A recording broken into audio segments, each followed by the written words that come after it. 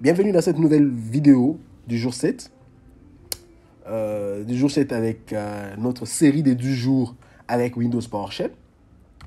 Pour des nouvelles personnes qui viennent de nous rejoindre, je vous laisse quelques minutes sur ce deuxième slide qui fait une brève présentation de moi. Le jour 7 parle de la création et la modification d'un script PowerShell. Et comme prérequis, nous gardons toujours notre même prérequis qui est le Windows Server Active Directory.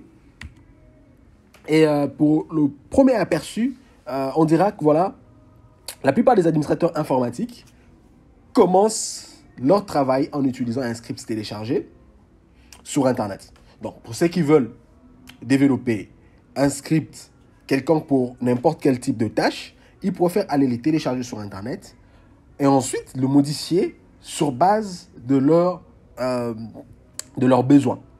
Donc, une fois le script a été téléchargé sur Internet, ils vont devoir l'exécuter. Ils vont devoir l'exécuter sur une machine pour voir le comportement de ce script-là. Donc, dans ce module, comme on parle de la création et de modification des scripts, donc, nous allons partir sur ce concept où les admins selon le sondage, les admins sont en train de télécharger plus les scripts sur Internet. Mais pour arriver à le modifier, vous devez le comprendre. Et pour arriver à le comprendre, vous devez passer par ce module, par cette vidéo, pour comprendre quels sont les différents types de codes que nous pouvons trouver sur un script téléchargé sur Internet. Donc, bien qu'il existe des scripts simples qui utilisent uniquement le commande Windows PowerShell, la plupart des scripts utilisent des structures interactives et le boucle pour effectuer des actions plus complexes. Vous pouvez utiliser la boucle for each pour traiter tous les objets dans un tableau. Vous pouvez utiliser les structures if else, donc comme si sinon, et switch pour prendre des décisions dans votre script. Enfin, il existe des boucles moins utilisées telles que le boucle for, while, do while, qui peuvent être utilisées dans des cas échéants. Donc, le script PowerShell, 1 sur 2. Le script Windows PowerShell peut être utilisé pour des tâches répétitives. Donc, comme on a toujours l'habitude de dire, un très bon administrateur système est le plus fainéant. Le plus fainéant dans le sens où ce n'est pas celui qui travaille plus, mais c'est celui qui sait automatiser toutes ses tâches et il sait suivre, il sait monitorer et il a déjà tout automatisé. Toutes les tâches répétitives, c'est automatisé. Toutes les tâches complexes, il les a déjà automatisées et les générations de rapports sont déjà automatisées. Le script Windows PowerShell utilise des structures telles que le for each, le if et le switch. Ils peuvent avoir plutôt une extension PS1, donc un fichier ayant l'extension PS1, on le reconnaît directement comme étant un script PowerShell. Modifier un script, il est plus rapide, donc c'est plus simple et plus rapide que créer un script de vous-même. Mais comprendre le fonctionnement du script téléchargé, tester le script téléchargé dans un environnement hors production. Donc ça signifie quoi? Ça signifie, ayant l'habitude de pouvoir télécharger les scripts sur Internet, pour vous, c'est une tâche simple. C'est simple et c'est rapide. Au lieu que vous puissiez commencer la création par zéro. Mais le problème réside au niveau où vous devez être capable de pouvoir comprendre ce script, que fait ce script, et on vous déconseille de pouvoir le tester dans l'environnement de production. Car vous ne connaissez pas, si vous ne comprenez pas très bien, vous ne pouvez pas prédire les actions qui peuvent être engendrées par l'exécution de ces scripts-là. Vous pouvez obtenir des scripts à partir de galeries PowerShell, donc en ligne, des blogs et des sites web. Donc, il y a des gens qui écrivent des scripts PowerShell, ils les publient sur la galerie PowerShell en ligne, sur le site Microsoft. Vous pouvez aussi le retrouver sur des blogs de gens qui partagent leur expérience ou qui ont eu des difficultés et qui souhaitaient résoudre ça par des langages de script. Les sites web, que ce soit Microsoft personnel, officiel, non officiel, vous pouvez aussi retrouver le script. Mais l'idéal serait de partir sur des sites de confiance afin de pouvoir ne pas être pénalisé ou ne pas être dribblé par une exécution de script. La création d'un script, créer un script si vous n'en trouvez pas qui répondent à vos besoins. Donc ça signifie, lorsque vous cherchez sur Internet, vous ne trouvez pas un script qui répond à votre besoin, vous êtes obligé de pouvoir le créer, afin qu'il réponde à vos besoins.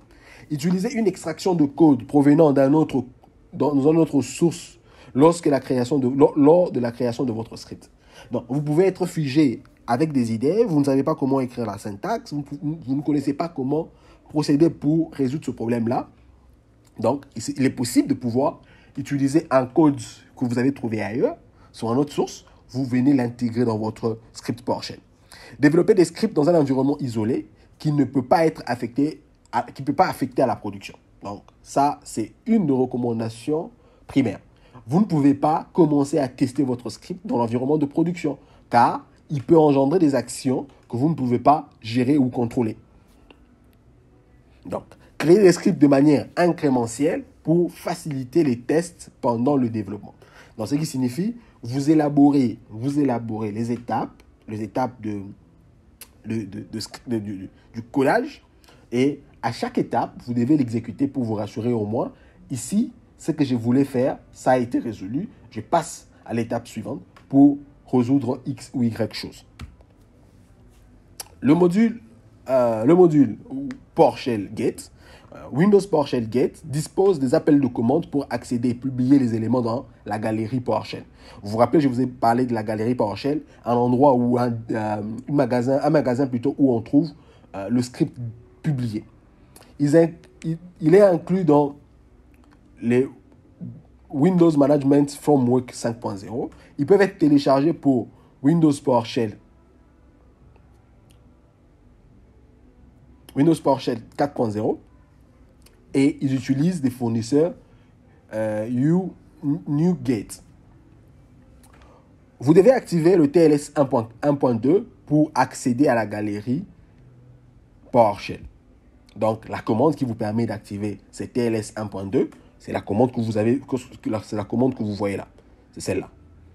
Je vais juste prendre le marqueur pour le pointeur plutôt. Il est où?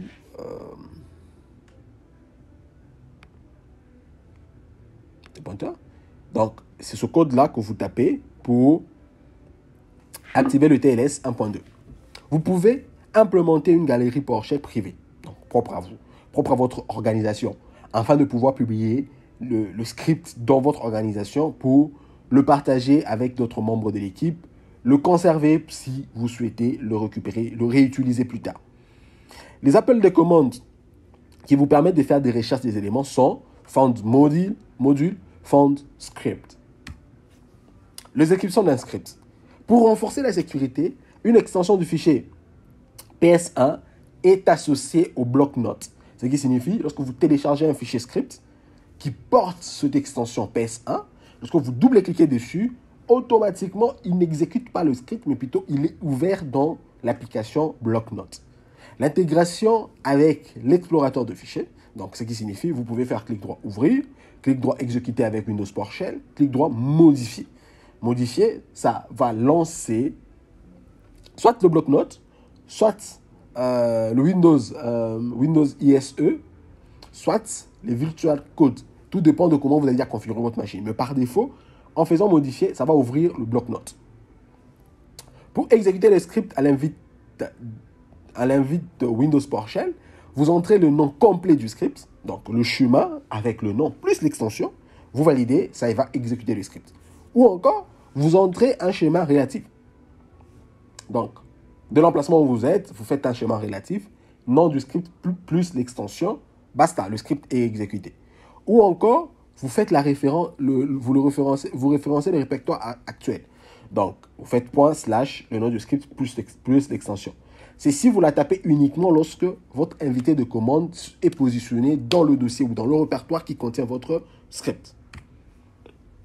Les stratégies d'exécution des scripts. Les options pour la policy execution sont restraint, all sign, remote sign, unrestrained, bypass.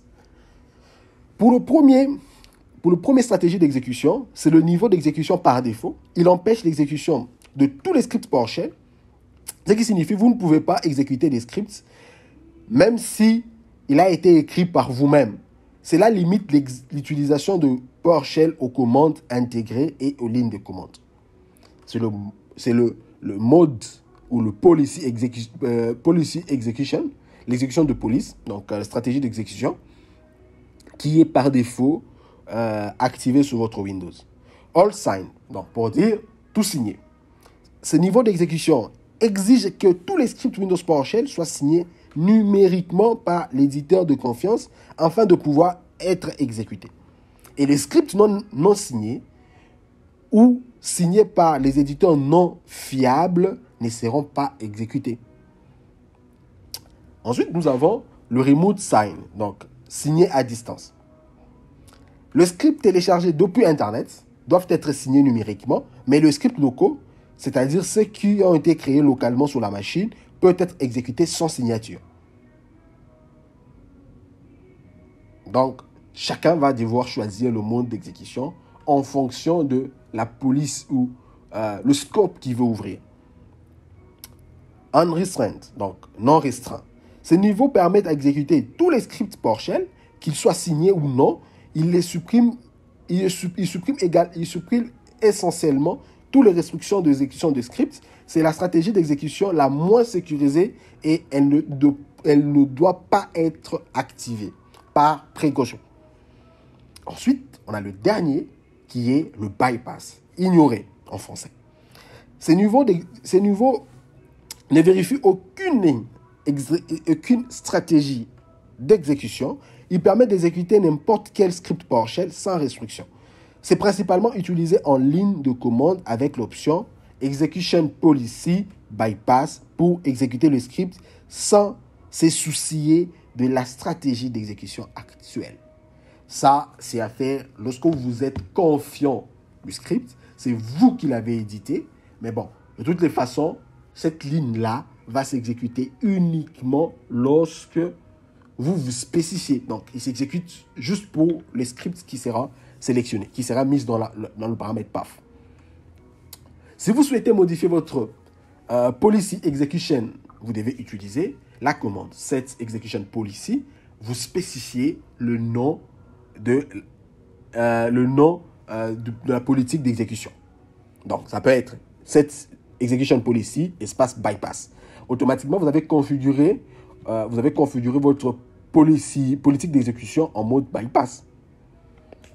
Vous pouvez aussi le faire via GPO. Donc, vous allez activer l'option ou le paramètre et activer l'exécution de policy. Vous allez spécifier ça.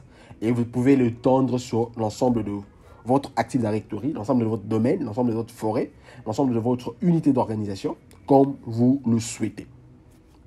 Remplacez la règle d'exécution pour une seule instance. Vous vous rappelez, je vous avais dit, lorsque je faisais la définition de bypass, vous pouvez exécuter un script et vous mettez l'execution policy en bypass uniquement pour cette instance-là qui est tapée. Supprimez le statut de téléchargement, non, le statut téléchargé d'un script à l'aide de la commande unlock file. Lorsque vous téléchargez un script en ligne, automatiquement ce script-là est bloqué. Donc ça, c'est avec la sécurité, la couche sécuritaire de Microsoft. Donc ils peuvent être demandés de pouvoir le supprimer avant de pouvoir l'exécuter. La sécurité. Attention, on a parlé des scripts. Le script peut être édité par votre département informatique ou ça peut être téléchargé ou ça peut être exécuté par des pirates. Et voici le stratégie de sécurité que vous pouvez appliquer pour pouvoir restreindre l'exécution de script. Par exemple, vous pouvez utiliser l'option Apps Locker, qui est une option qui vous permet de bloquer l'exécution des applications sur votre machine, en spécifiant le nom de l'application, l'emplacement et celui qui a publié. Ou encore, vous pouvez signer tous vos scripts avec un certificat. Et ensuite, vous serez obligé de je rentre juste dans le slide précédent. Vous serez obligé de changer votre policy execution en all sign. La boucle. Commençons maintenant la partie plus intéressante qui est la boucle. nous avons la première boucle qui est le for each. For each, qui est cette boucle avec ses structures. Donc, for each, entre parenthèses, la condition, accolade, la commande à exécuter. Donc, cette boucle vous permet de bypasser ou ça vous permet de parcourir un tableau sans pour autant connaître la fin. Donc, vous vous rappelez avant, lorsque les gens utilisaient la boucle for, on était obligé de définir le début et la fin au moment où la boucle doit s'arrêter. Mais aujourd'hui, avec la boucle for each, vous n'êtes pas obligé de spécifier la fin. Il va parcourir l'ensemble de votre tableau et lorsqu'il arrive à la fin du tableau, il arrête de s'exécuter. Raison pour laquelle, ici, dans cet exemple, nous prenons la variable users, donc la variable utilisateur, donc le pluriel, nous insérons, à chaque fois lorsqu'on parcourt plutôt cette variable, le contenu de cette variable, on insère chaque élément dans la variable user. Et une fois la variable users sera vide, le script ou la commande va arrêter de s'exécuter. Et à chaque fois lorsqu'on insère, on tape la commande set add user. User, c'est le nom de l'utilisateur qui est dans la variable utilisateur, users, et on change son département en marketing. If, else, else. Ceci, c'est une structure itérative. Donc, c'est le si. Le si, ici, nous sommes en train de pouvoir faire une test de condition qui est si l'espace vide de ça peut être un disque dur, ça peut être une RAM, est inférieur à 5 gigas. Et cette fois-ci, qu'est-ce qu'il va faire? Il va exécuter le bloc, il va entrer là. Mais si cette condition n'est pas respectée, on va passer à l'itérative suivante qui est le else if. Sinon, si la variable doit toujours contenir une valeur qui doit être inférieure à 10 gigas. Ensuite, il va entrer dans ce bloc d'exécution. Si ceci n'est pas respecté, automatiquement, il va exécuter ceci. Donc, ce qui signifie, ici, on peut avoir un disque dur supposons qu'un disque dur a 20 gigas. Qu'est-ce qui va se passer? Il ne va pas passer par cette option-là parce qu'il ne respecte pas cette condition. 20 gigas d'espace libre. Il ne respecte pas cette condition. Il va tenter dans cette condition ici. Il ne va pas la respecter parce qu'il est au-delà de 10 gigas. Il va automatiquement passer ici pour dire l'espace disque libre est supérieur à 10 gigas. Parce que la condition ici était limitée à 10 gigas. Switch case. Donc ici, on prend la valeur de la variable choice, donc choisi. Si ici on choisit la valeur de cette variable égale à 1, on va entrer dans cette ligne. Pour écrire, vous avez sélectionné l'élément du menu 1.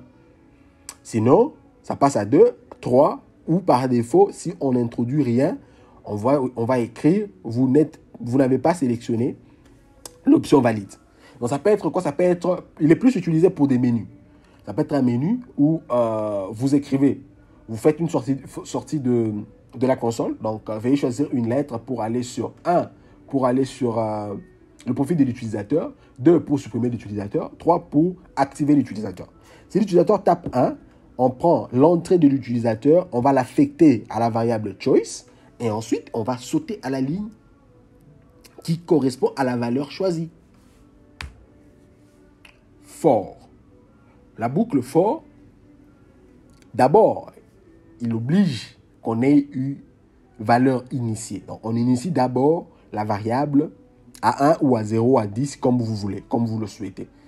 Ensuite, la deuxième partie de la condition, c'est cette valeur, la valeur qu'aura i, la valeur qu'on va initier à i, doit être plutôt inférieure à 10. Et à chaque fois, on va commencer à incrémenter la valeur de i. Comme pour notre exemple, i ici, il est égal à 1. Et il est aussi inférieur à 10. On entre, on va dire create user 1. Donc, on va créer un utilisateur 1. Ensuite, lors de l'exécution, il va sortir à la boucle. Il va pas sortir de la boucle. Il va rentrer encore dans la boucle. On va retester si la valeur de i, ici qui est égale à 1, on va l'ajouter plus 1, plus la même valeur de i qui est égale à 1. Donc, on va faire plus 1. Il va ressortir. Donc, est-ce que i est égal à 1? Non, il n'est pas égal à 1, mais il est inférieur à 10. Il entre dans le bloc d'exécution. On va écrire create user 2. Et ensuite, la valeur de i qui est égale à 2 va être incrémentée à 1. Il va rentrer dans la condition jusqu'à ce que cette valeur sera supérieure à 10. Une fois il est supérieur à 10, donc il passe à 11, c'est à ce moment-là que la boucle va arrêter de s'exécuter. Mais qu'est-ce qui se passe si la valeur de i est égale à 10? Rappelez-vous, la condition ici, ça prend inférieur ou égal.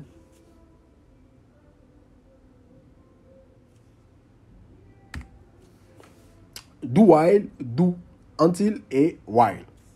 Ici, nous avons 3 modèles de boucles. Rappelez-vous, initialement, on avait dit, ce sont les 3 modèles qui sont moins utilisés dans le boucle aujourd'hui, dans le script aujourd'hui. Mais ça peut se faire, vous soyez obligé ou vous soyez tenté à pouvoir l'utiliser. Mais vous devez juste comprendre comment ça fonctionne. Do while. Do while signifie faire pendant. Donc, on fait d'abord pour la première fois et on vérifie. On va vérifier si l'information répond, une variable répond à la condition. Tant que cette variable-là ne répond pas à la condition, on ne va pas exécuter. Mais on exécute d'abord pour la première fois sans vérifier. Ouais, pourquoi? Ça commence par le do. Donc, do fait d'abord pour la première fois et on vérifie. Si la condition n'est pas respectée, on arrête d'exécuter. Mais on a déjà exécuté pour la première fois. Faire jusqu'à ce que on commence d'abord par faire pour la première fois et ensuite on vérifie si la variable answer est égale à stopped. Si ce n'est pas égal à stop, on ne va pas quitter la boucle. Et ensuite, on a la dernière boucle qui est tant que. Tant que, la différence avec do while et do until est que tant qu'on commence d'abord par vérifier la condition. Tant que la condition n'est pas respectée, on ne tourne pas la boucle. Mais les autres, on teste pour la première fois et on vérifie la condition. Donc, c'est à vous de voir dans quel type de scénario vous pouvez utiliser faire pendant, faire jusqu'à ce que ou tant que. Récupérer les éléments de la console. Vous voulez écrire un script qui interagit avec l'utilisateur. Vous devez utiliser la commande read_host pour demander une entrée utilisateur pendant l'exécution d'un script. Et ce que l'utilisateur va entrer, on va affecter ça à une variable. Donc, pour cette ligne, c'est ce qui fait cette ligne. Answer equal read_host combien de jours. Donc, à la console, on va afficher la chaîne de caractères, combien de jours. L'utilisateur va dire 10 jours. Et le 10 jours, on va le récupérer, on va l'affecter à la variable answer. Pour éviter l'affichage de 2 points, combinez les read_host et les read_host. Donc, write_host et read_host. Comme ceci. Donc, vous faites... Parce que si vous tapez ceci, ou vous tapez uniquement cette ligne-là, on va vous mettre 2 points pour entrer maintenant votre variable. Mais si vous ne voulez pas faire entrer cette variable-là, vous faites d'abord un write_host. Donc, on affiche d'abord. Ensuite, il y aura à l'endroit où on demande à saisir la valeur. Mais si les valeurs qui sont saisies doivent être masquées, c'est à ce moment-là que vous utilisez le paramètre mask input ou secure string. Secure string pour récupérer la valeur qui sera entrée par l'utilisateur sera cryptée et seule la console peut, ou seul vous, les créateurs de script, vous pouvez décrypter par une autre sortie de la commande, la conversion. Get credential. Vous pouvez demander les identifiants et utiliser pour exécuter les commandes dans un script. Par exemple, vous voulez utiliser le doigt administrateur pendant que vous allez exécuter une tâche administrative dans une console lancée par un utilisateur standard. Vous tapez vous utilisez d'abord la variable credential, donc pour dire les informations d'identité, et ensuite vous faites get credential. Il va ouvrir ce pop-up là. L'utilisateur va entrer le mot de passe, donc le nom du domaine, anti-slash, le nom de l'utilisateur. Ensuite, il tape son mot de passe, il valide. Et ceci sera affecté à cette variable qui sera utilisée dans le paramètre credential de la commande set à des users.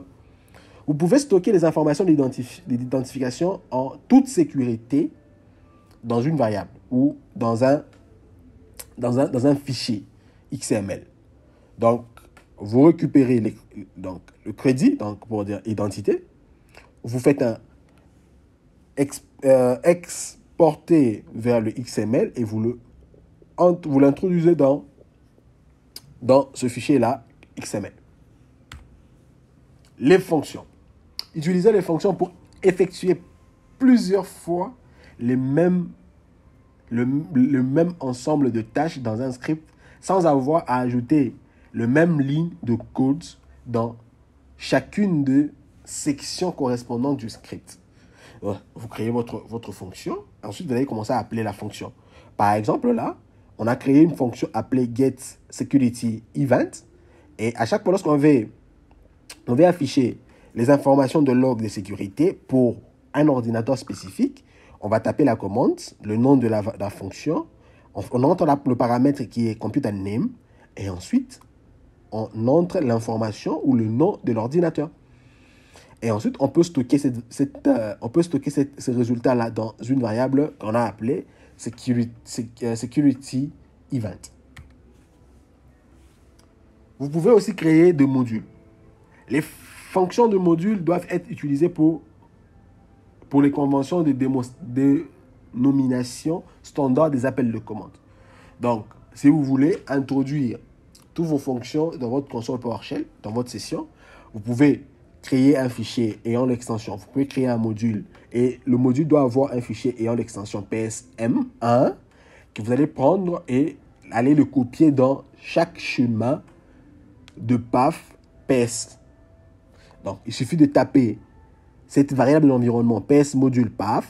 Il va vous afficher le chemin où vous devez aller copier votre fichier de module pour que celui-ci puisse être reconnu à chaque fois lorsqu'on lance la console PowerShell. Il appelle toutes les fonctions qui se retrouvent dans ce module-là. Pour les gens qui utilisent PowerShell 5.0, voici le chemin. Pour les gens qui utilisent PowerShell version 7, voici le chemin. Et les modules sont placés dans un sous-répertoire du même nom. Comme là, on a Adamtom Function. Donc, c'est une ligne que j'ai récupérée sur Internet. Aujourd'hui, il n'y a pas de quiz et nous sommes arrivés à la fin de notre vidéo. Nous vous remercions pour tout le monde, tous ceux qui nous ont accompagnés et suivis du début jusqu'à ce 7e jour. Et nous vous demandons à tous ceux qui viennent nous rejoindre durant ce 7e jour de pouvoir recommencer à zéro pour mieux comprendre la suite. Merci. Ciao, ciao. À plus.